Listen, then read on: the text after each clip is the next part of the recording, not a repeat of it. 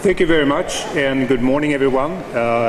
Ministers, mayors, executive secretary, distinguished guests, ladies and gentlemen. It's an immense pleasure for me to sit here and to be able to present to you the Citizen Biodiversity Outlook that many of you have in front of you. It's been a long journey over 2 years with more than 100 of people involved, scientists, scientists and practitioners, representative experts from UN organizations, and we have felt a tremendous support in developing this, what I believe is a very unique report in trying to understand the linkages between our rapid urbanization in the world, biodiversity and ecosystem services. And if we want to summarize the message of the CBO in one sentence, I think we could take that from Secretary General Ban Ki-moon, who says that the principal message is that urban areas must offer better stewardship of the ecosystems on which they rely. And this, I think, is very important, and it relates also to all the ecosystems within the city's boundary as well as outside.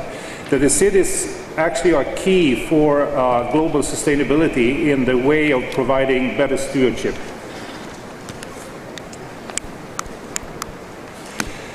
The process of producing this document has been very inclusive, and I'm also very proud to present to you that we have had tremendous support of all UN agencies. We've had UNEP, UNESCO, UN Habitat, FAO, and also Ramsar deeply involved in producing and underlying and reviewing the data and information we are presenting. But by and large, this project has been possible to the enormous support from the Secretariat of the Convention on Biological Diversity, together with ICLEI. And at the Secretariat, I would particularly want to acknowledge the contribution by Oliver Hillel. And at ICLEI, I want to acknowledge the contribution by Kobe Brand and Russell Galt that have been absolutely instrumental to make this happen.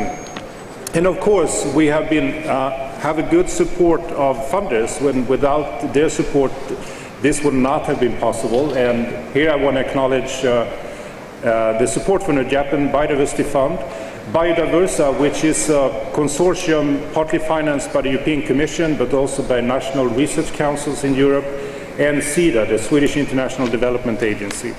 So again, a warm thank you to the funders.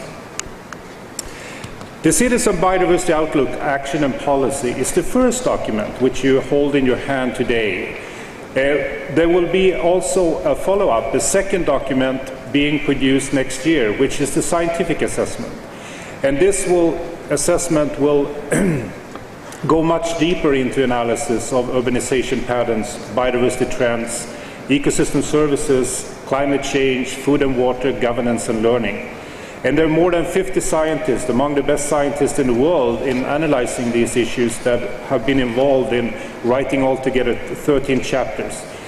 This scientific assessment, which underpins the action and policy, because it's so important that we have the best science underlying our guidance and our analysis, will be published in 2013 as an open access ebook, and which means it will be freely available and downloadable anywhere in the world.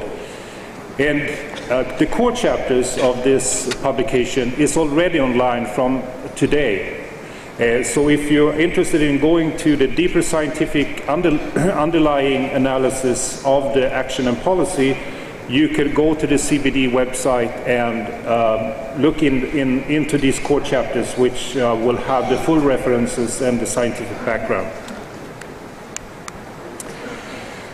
The CBO actually is a response to a very large knowledge gap we have globally. Most of you are familiar with the Millennium Ecosystem Assessment, which was published in 2005. This was the world's largest assessment of ecosystems, but there were very few references to urban areas. On the other hand, the World Development Report, published by World Bank annually, is the world's largest assessment of urbanization. But this report has very few references to ecosystems.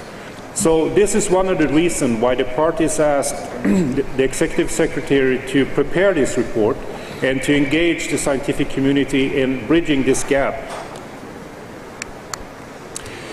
In the report, we will publish maps on urbanization. I will show you one example of the predicted urban growth 2010 to 2025.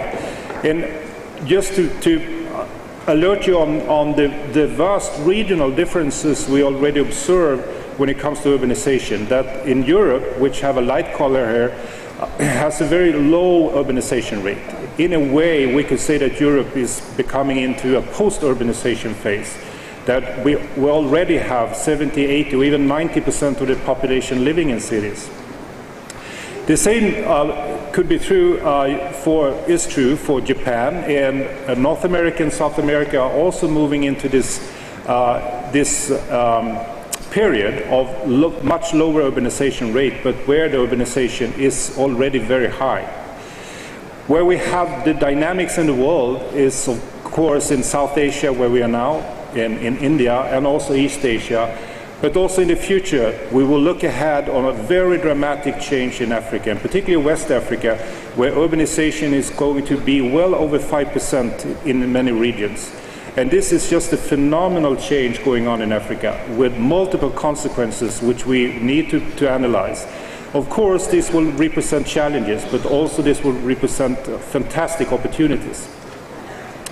We will, in the future, need much more than these static maps of urbanization in order to understand the complexity and the multidimensionality of urbanization. And I just want to show you one example that will capture more of the unseen or hidden dimensions of urbanization. Hopefully it will work. What you see here, each yellow dot is an airplane. This will be representing a 24-hour scan of the globe and the amount of air traffic you would have in 24 hours. You can see it's morning in East Asia, and there's a lot of activity. Now Heathrow woke up, and you can see Europe looks like an ant nest. And soon North America also will wake up. This reminds us of that we live in a very connected world, both within continents and between continents, which also represent tremendous challenges and opportunities.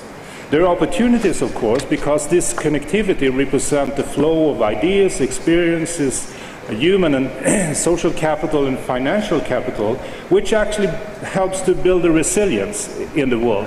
On the other hand, there are also tremendous challenges, which represented by the increased risk of transport of exotic pathogens, alien species, and which might provide real threats. I mean, this visualization here is actually the nightmare of the World Health Organization in looking at the risk of pandemic. Within 24 hours, a pandemic could spread to all the continents.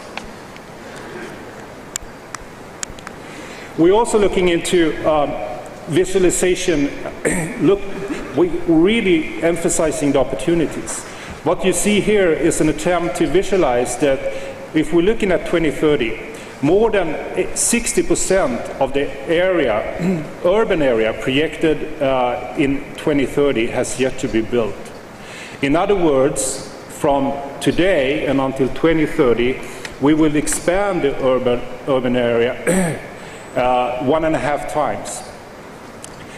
So it took us 6,000 years to build the urban area we have today. It will take 18 years to build much more than that.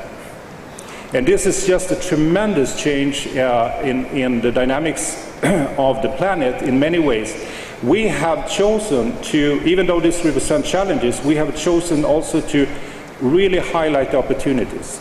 That this is the time for the population in the world, the leaders, the scientists, the practitioners, the citizens, to be proactive. This is the time and period where we actually could start working together in greening this development. This is an immense, huge development, but we could together take the opportunity in greening this urban development. We could take the opportunity in greening the economy, taking the opportunity to greening the food supply, greening the water supply, and greening the energy. And it's possible because cities are the source of innovation, and cities are the places where action happens.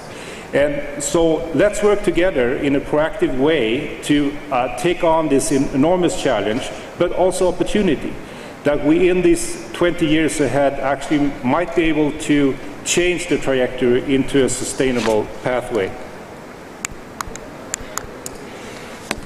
The CBO will take on and provide inspiration for that development. So in the CBO you will find numerous examples of action happening on the ground, which we believe are very inspiring when it comes to health, when it comes to food, when it comes to water, when it comes to climate change adaptation. So by and large, view the CBO as an inspiration. There are so many things we could do together as a leader for a municipality, as a planner, as a policymaker, or as a citizen, and we could share ideas and inspire each other. There are also facts in the CBO that we believe are very useful in the planning and decision-making processes. You would find more than 100 urban facts that we believe are essential to put on the table whenever you take a decision on urban planning, so that you in the best way possible could include the value of biodiversity and ecosystem services in your decision-making. Also in the CBO, there is an emphasis on how the municipalities could be part of implementing the Aichi targets. And here I think cities have an untapped role to actually drive the implementation. And this is so essential for the success of the whole convention. And I think there's so many opportunities. There are so many examples given in the CBO of cities already taking action on implementing the Aichi targets. And I think this is such a fantastic opportunity that needs to be taken. The CBO is organized around 10 key messages. And one of the messages, the first one, will address the challenges, but the 9 rest will address the opportunities that lie ahead of us, the unprecedented opportunities we have to be really proactive and working together.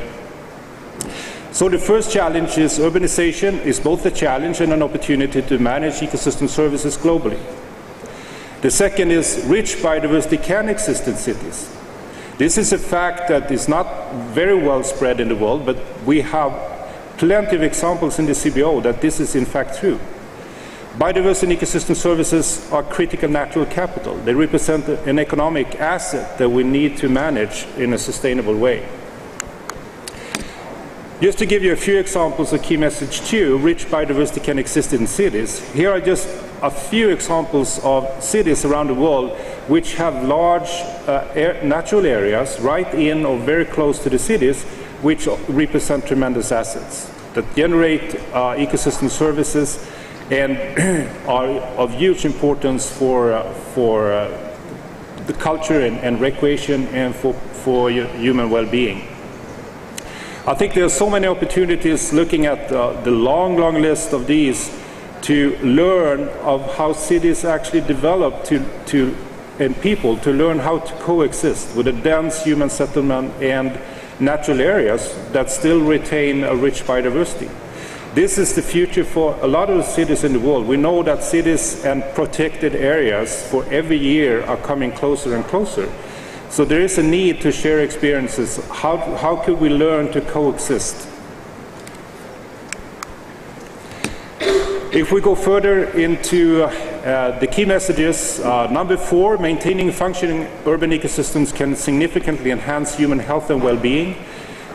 This is an important key message, and we underpin this with some of the latest science showing the really strong importance and role of green space for human health in urban areas, both physical and mental health.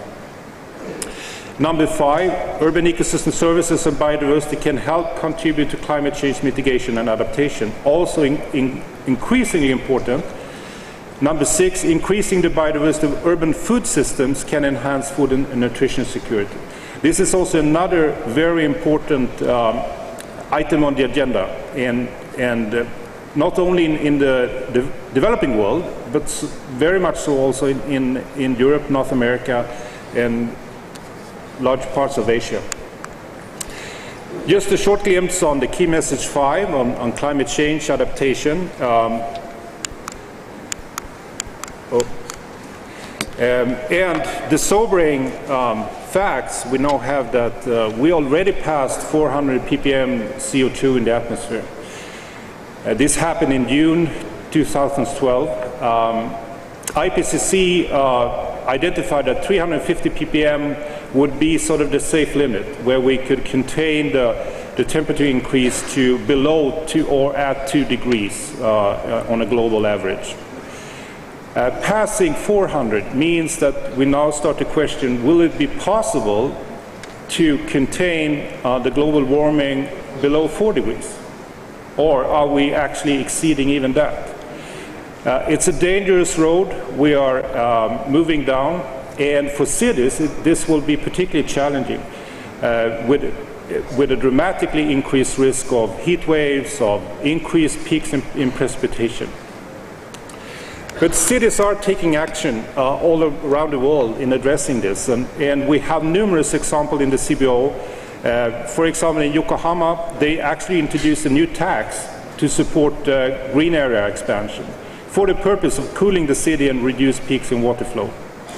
And the goal is to have at least 30% green area in the city.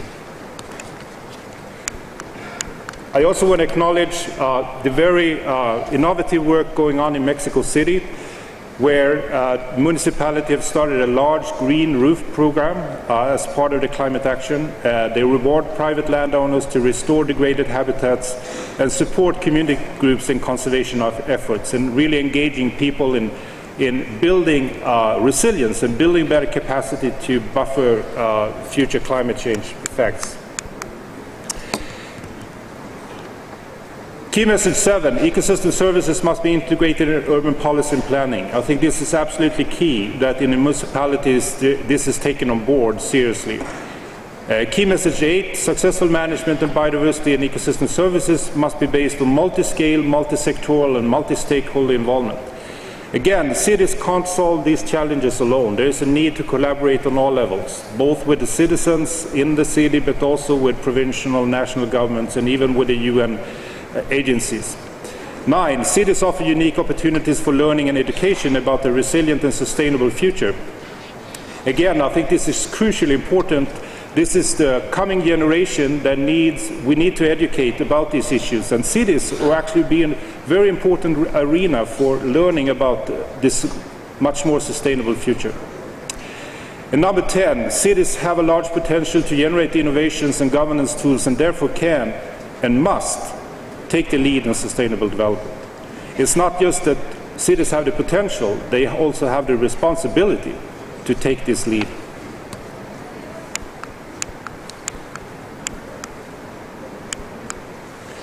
I'm also very happy to be able to present for you, as part of the CBO, that we made a regional analysis of India, the Indian assessment of cities and biodiversity outlook. And with the help of some of the best Indian scientists, Harini Nagendra and Madhusudan Katti and Sudhira, and also with the help from Maria Chivenius and lots of other people, it has been possible in a very short time to produce a document which I think is very unique. There's nothing like this being produced in India before. This is a totally new area, and it's been very difficult to collect the data and analyze the data, because it's been scattered and very difficult to have access to.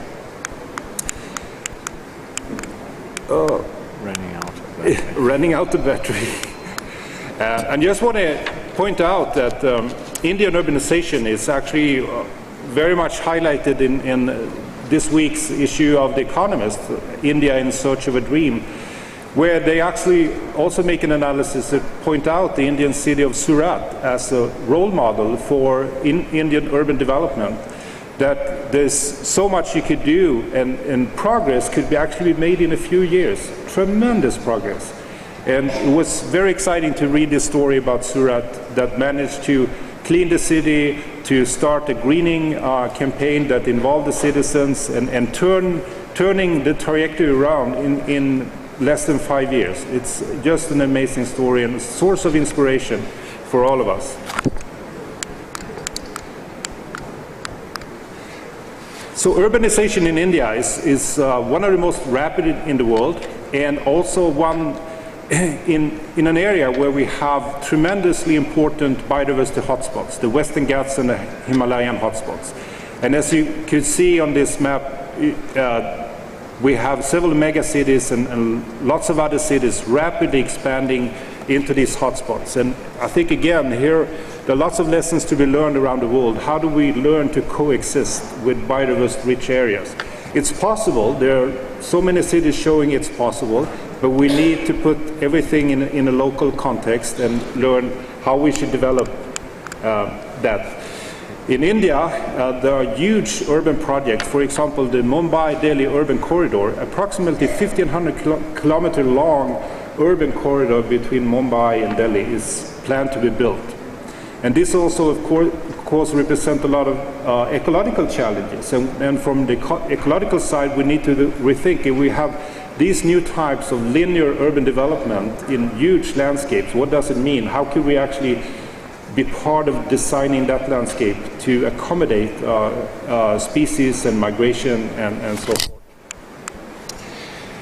What is also, I think, striking with India is that even the largest Indian cities retain a high proportion of native plants, birds, butterflies, and other taxa.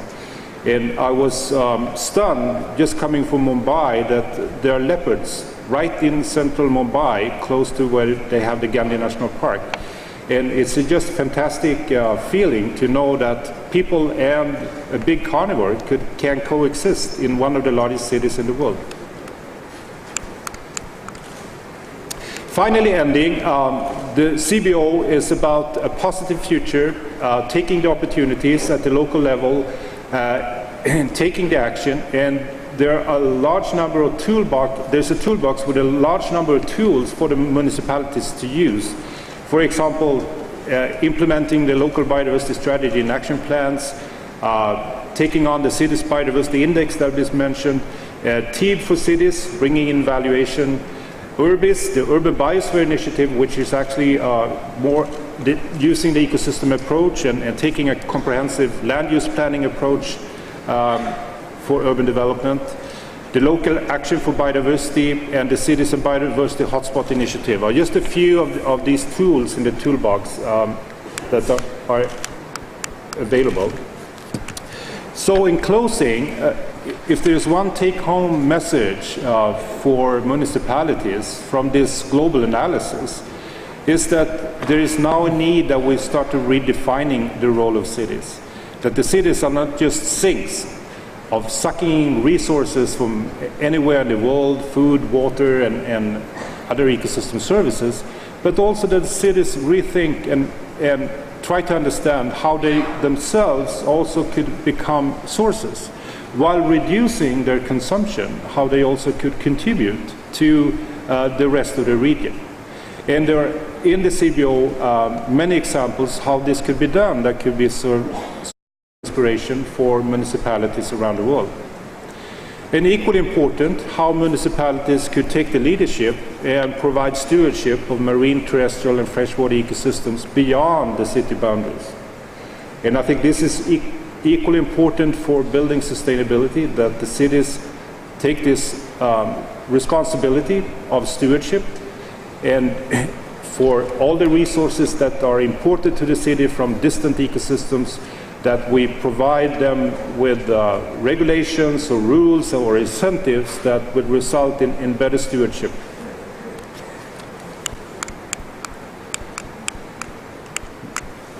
So in the end, I just want to thank a large number of people, the production team, our technical editor that have been helping out, Elizabeth Pearson, and Julie Goodness, Maria Chivenius, and Fabiana Spinelli. And of course at the CBD, Oliver Hillel, Andre Mader, and Chantal Robichaud. They have been absolutely crucial for making this. We have had good support of an interagency task force representing the major UN agencies involved. So warm thanks to the task force, the advisory committee that has helped guide this process forward. And of course, all the authors. There is a long, long list of contributing authors. In the room here, we have Lena Sean, Masudan Kati, and Andrew Rudd, and a warm thank you for being very helpful in contributing to this report. It's available to download at the CBD website, and I would encourage you to spread this and spread the document to your colleagues, friends, to other municipalities, and hopefully it will serve as an inspiration, and together we could actually change the trajectory, building a more sustainable planet. Thank you.